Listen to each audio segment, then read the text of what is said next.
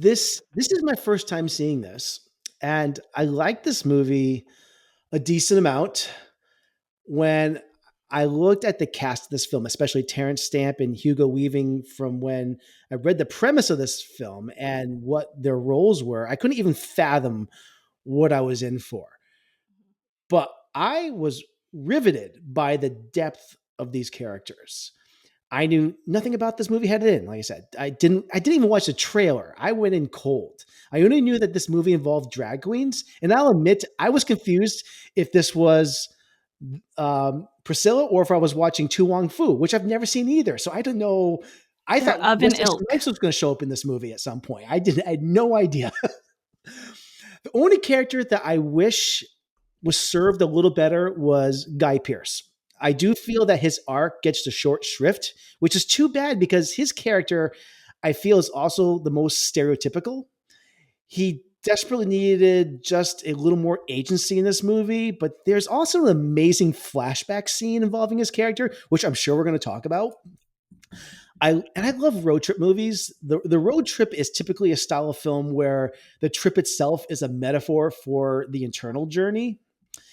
And in this case, the bus is their safe haven. It's where the trio can reside in comfort. It's their sanctuary. It's literally transporting them on their path to self discovery and acceptance. The bus is a flamboyant and colorful, and it's a contrast to this rugged, desolate landscape, which emphasizes this clash. Mm. Um, Well, the bus also suffers a little bit of abuse, oh yeah, the bus and the is them. bus, It's their yeah. skin. It is their skin. Um, what was I going to say? So it's like I said, it's it contrasts with this like rugged, desolate landscape, which emphasizes this like clash between their vibrant identities and the conservative and hostile environments that they encounter on their trip. But that also leads to one of my gripes with this film, in that the hostility they encounter, which seems a little out of place for this time. Now, I could be wrong about this, but this is 1994. And yes, they do encounter hostility, but the world, for the most part, seems quite progressive.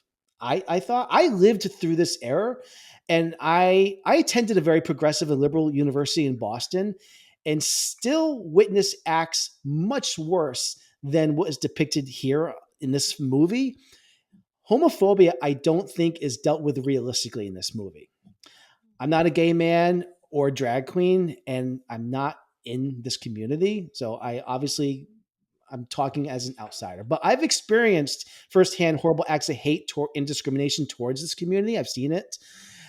And it's obvious that this film's purpose wasn't to tell that story. And that's perfectly fine. Not every film about the LGBTQ community has to be this dramatic, sad, or brutal movie. I understand that. And I think it's good that the movies like this exist that celebrate and are fun. And that's great.